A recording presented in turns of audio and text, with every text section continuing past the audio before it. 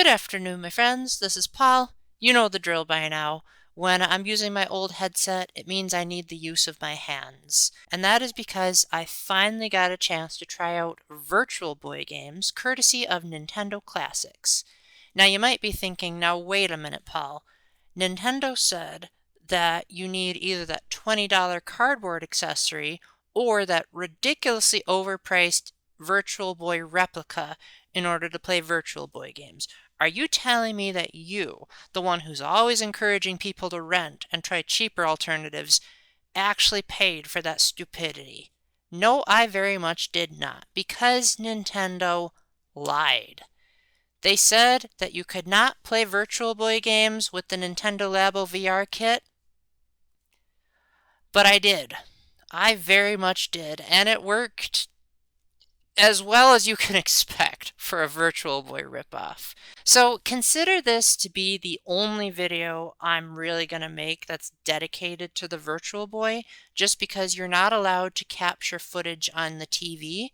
And even if I wanted to do my former just me talking to the camera types of videos, most Virtual Boy games are kind of like you talk about it for a couple of seconds and you've seen everything. This video is going to be talking about my experiences playing the Virtual Boy on this bad boy, which, mind you, I had bought this way before the Switch 2 came out. In fact, I bought it even before the Switch Lite came out.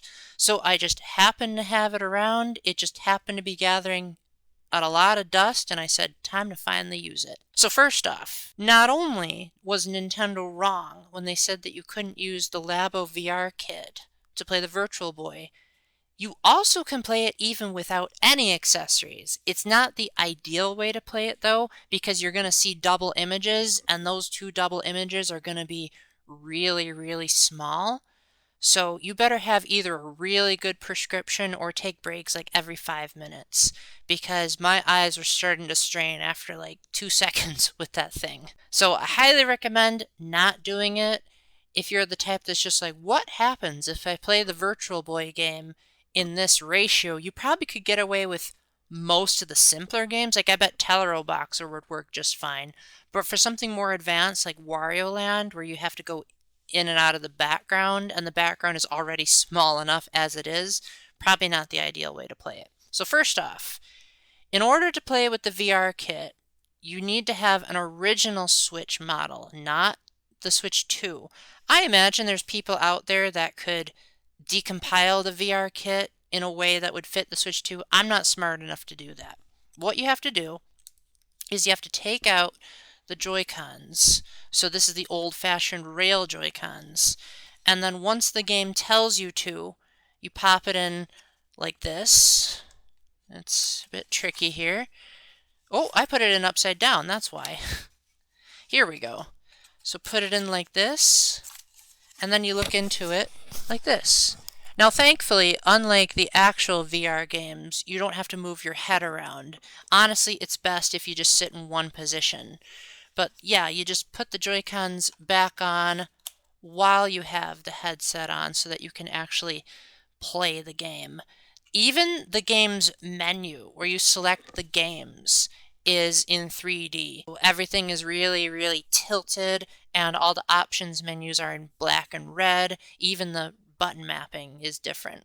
Now, as far as actually playing the games, I highly recommend taking a break every 15 minutes, possibly even sooner than that, just because I felt really weird after playing it. I know in the 90s when it first came out, people complained that they were getting migraines and getting sick. And while I haven't had any migraines yet, I've definitely felt a little bit of strain.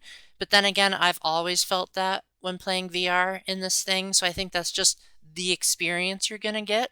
But I also noticed that after I shut off my Switch to go and game chat with a friend, I started getting a stomach ache. Now that could just be a coincidence. Maybe I was just hungry, maybe I didn't have enough to eat, and my stomach was catching up on me, but I felt a little bit weird after my latest session, so do keep that in mind. Now, the only game I've extensively tried out so far is Wario Land, because I've heard from just about everyone that that is by far the best Virtual Boy game, and from what I've seen, I can definitely agree with that. It's a side-scrolling platformer where you can barge into enemies. There is a run button, thankfully, and you can jump in between the foreground and the background if you have these jump panels. And the game plays in stereoscopic 3D like every Virtual Boy game does, so it has a lot of techniques to add depth of field. Kind of like an early version of the 3DS, if you put it like that. Like, if you look at the title screen, the tip of Wario's plane that's closer to you will look like it's about to pierce you in the eyes. And when Wario goes into the background, it does feel like he's way further back.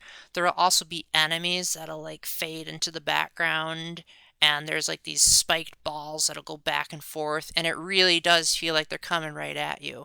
None of the 3D effects feel quite to the level of immersive as, say, the 3DS did, mainly because the red and black doesn't do any favors. And the graphical quality, I would say, is about up to par with maybe the Super Nintendo, maybe like a little bit less. As far as the sound and music, it's more or less on par with the Game Boy or the Game Boy Color. So very tinny, very cubic, no voice acting. Unfortunately, you did not get to hear Charles Martinet in this game. This was before Super Mario 64. It is red and black, so brace yourself for probably one of the worst color schemes I've ever seen in a video game. Like, even playing Game Boy games wasn't this bad. Although, to be fair, because I played Game Boy games on Nintendo Classics, I was able to add a Game Boy Color filter to them, but this currently has no options.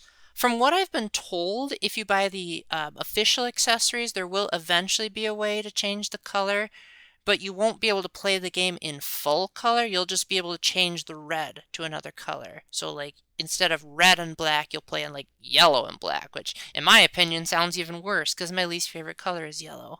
Unfortunately, I really can't recommend the Virtual Boy to anyone, not even if you're lucky enough to have the VR kit. While it is a neat novelty that this discontinued piece of cardboard actually still has use in 2026, and it's decent enough that you can play these games in stereoscopic 3D, I just don't think it's worth it, as even Wario Land is just decent. Like, it's not a spectacular game by any means. And I just feel like if you're the type that already gets motion sickness, or if like staring into those giant eyelids is gonna bother you, I don't want to risk endorsing a product that could potentially give you stomach aches or make you throw up or have migraines.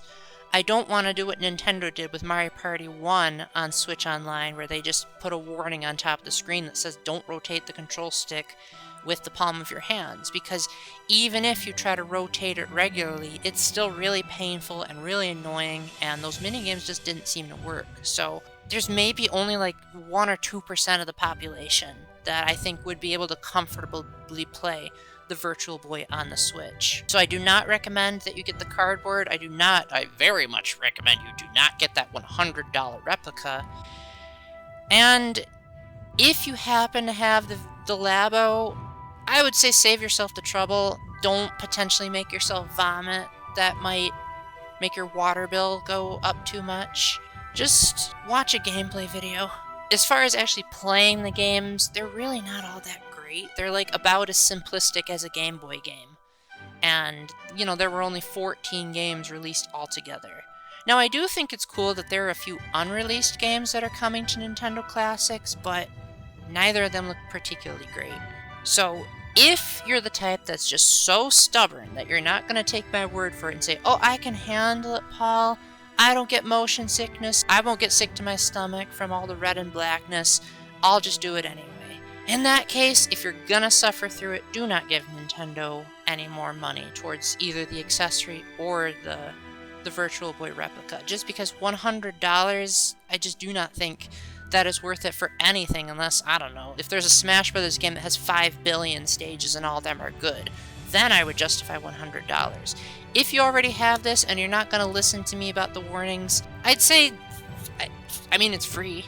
Nothing I can do is stopping you, but do keep in mind it requires a Switch Online expansion pack, which currently is $50 a year, which I do think is a little bit ridiculous to play Virtual Boy games. It's a cool novelty for like 2 seconds, but once the stomach aches and the eye strain starts getting in, it just is not worth it. So with that, thank you very much for watching, my friends. I hope I answered your questions about the Virtual Boy, and I hope you will raise awareness that Nintendo is capable of lying. They did it with Animal Crossing, and they did it again. Who knows how many more lies they'll tell us, but just do your own research before you trust everything that you read about Nintendo's official statements. So with that, I hope you all have a wonderful day, and until the next time, remember to keep the faith, stay epic, and God bless. Bye!